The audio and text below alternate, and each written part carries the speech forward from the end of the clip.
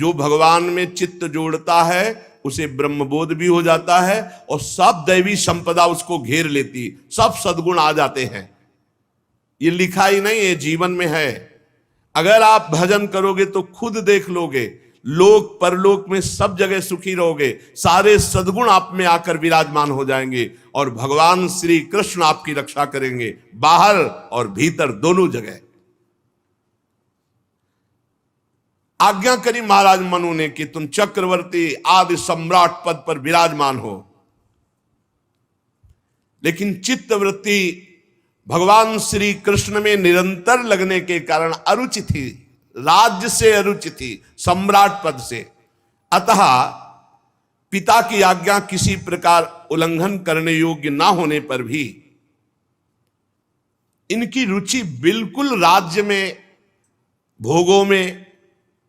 विचार किया कि आत्मस्वरूप में ये स्त्री पुत्रादि असत प्रपंच आच्छादन कर देगा, हमारे परमार्थ तत्व का ये विस्मरण कराने वाले हैं, इसलिए स्वीकार नहीं किया। तभी उत्तानपाद राजा बनाए, नहीं बड़े पुत्र थे प्रिव्रत, उत्तानपाद राजा बनाए गए। भगवान ब्रह्मा जी ने देखा कि ये तो महाराज मनु की आज्ञा का उल्लंघन करके अपने आत्मस्वरूप में स्थित है, तो ब्रह्मा जी की बुद्धि सदैव प्रपंच विस्तार में लगी रहती है, क्योंकि उनको आज्ञा है भगवान की।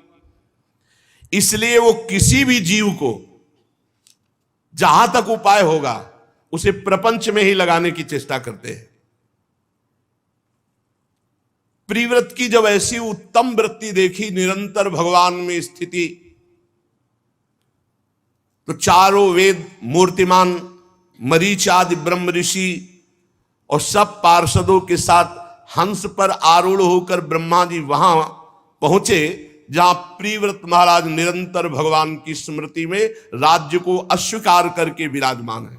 कैसा सुख है भगवान की स्मृति में कि आदि सम्राट पद चक्रवर्ती उसको छोड़ करके भजन में, और यहां भजन करते हुए चंद रुपए, चंद भोग, चंद पद प्रतिष्ठा के लिए भजन छोड़ देते हैं। क्या भजन का स्वाद मिला, क्या भजन का महत्व समझा। भजन चक्रवर्ती सम्राट आदि सम्राट पद उसको भी त्याग दे। ब्रह्मा जी वहां पहुंचे,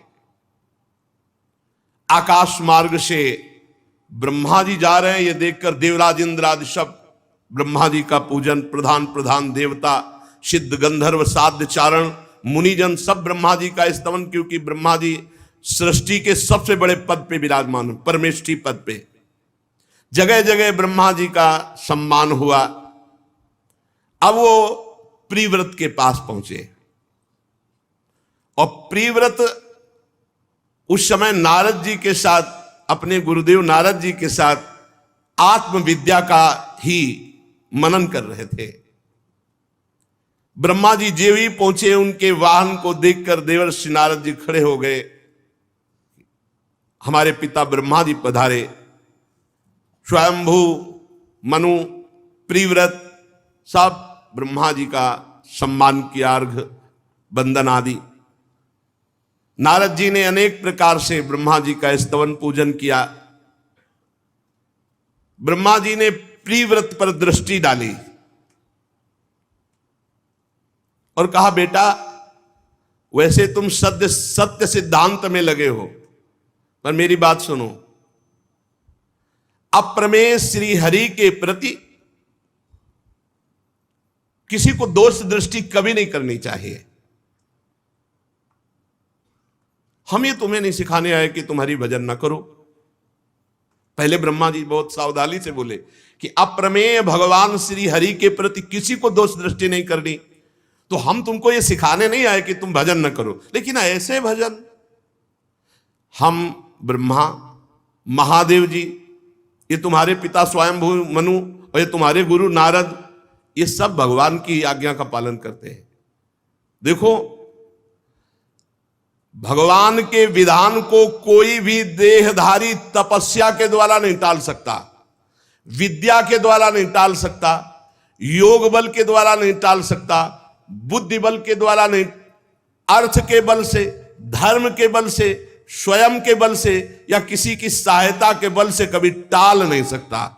हरि के विधान को कोई भी देहधारी तपस्या, विद्या, योग बल, बुद्धि बल, रुपया का बल, धर्म का बल, स्वयं का बल या दूसरों की सहायता का बल, इससे भगवान के विधान को नहीं टाल सकता। प्रिय पुत्र,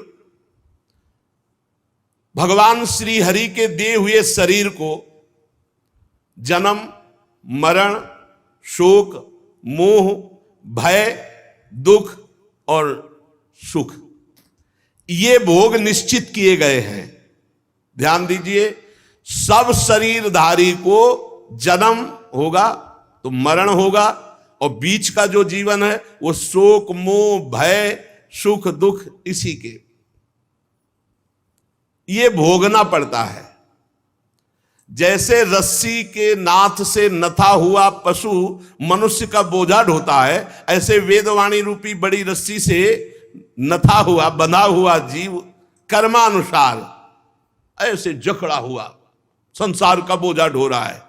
तभी जब ज्ञान का प्रादुर्भाव होता है तो निस्त्रैगुण्य भवार्जुन, और जब प्रेम का प्रादुर्भाव होता है तो वेदान्नपि संन्यस्ति स केवलम अवच्छिन्न अनुरागम लभते, दोनों में वेदातीत स्थिति आ जाती है। प्रभु कर्म के अनुसार जीव को योनि देते हैं और उसी के कर्म के अनुसार उसकी भोग व्यवस्था करते हैं। अब वो अपनी नवीन इच्छाओं के जाल बुन करके फिर नवीन कर्म करके फंस जाता है। जैसे कोई आंख वाला पुरुष कुएं में नहीं गिरेगा, ऐसे कोई विवेकवान पुरुष भोगों में नहीं फंसेगा। देखो भाई, मुक्त पुरुष भी प्रारब्ध का भोग भोगना ही पड़ता है। बड़े बड़े संतों को, मुक्त पुरुषों को भी भगवान की इच्छा के अनुसार शरीर को जैसे कर्मों के अनुसार विधान किया गया वैसे भोगना पड़ता है, वैसे रहना पड़ता है। बड़े बड़े सिद्धों को भी, जीवन मुक्तों को भी भोगना पड़ता है।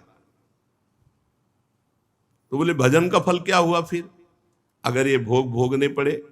तो शरीर निर्माण के समय ये भोग रख दिए गए थे। अब तुम भजन कर रहे हो, ये तुम्हारी नई फसल है।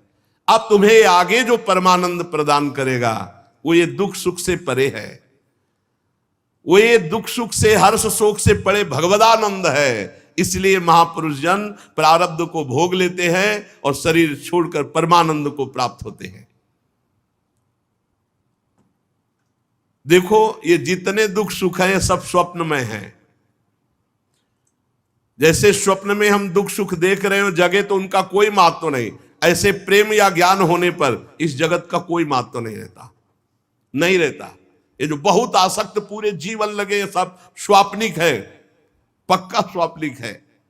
अगर इसे भगवान से युक्त कर दो तो यही तुम्हारी भगवत प्राप्ति का हेतु बन जाएगा, और भगवान से विमुख व्यतीत किया तो यही तुम्हारी दुर्गति का कारण बन जाएगा।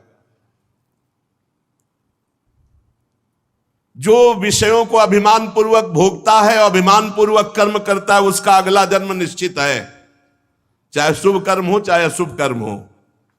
वो स्वीकार करे ना स्वीकार करे, जबरदस्ती। जो पुरुष इंद्रियों के वशीभूत हो, अब वो वन वन में विरक्त वेश धर करके भी विचरे तो जन्म मरण के भय से मुक्त नहीं हो सकता, भगवान ब्रह्मा जी कह रहे। क्योंकि जब तक मन और इंद्रियां जीत नहीं ली जाती तब तक भगवान की प्राप्ति नहीं होती। और जो मन और इंद्रियों को जीत लिया है उसको गृहस्थ में रहने से क्या परेशानी है? क्योंकि गृहस्थी में भेजना चाहते, इसलिए ब्रह्मा जी कह रहे हैं कि जिसने मन और इंद्रियों को जीत लिया उसको गृहस्थ में रहने से क्या परेशानी, गृहस्थ आश्रम उसका क्या बिगाड़ सकता है।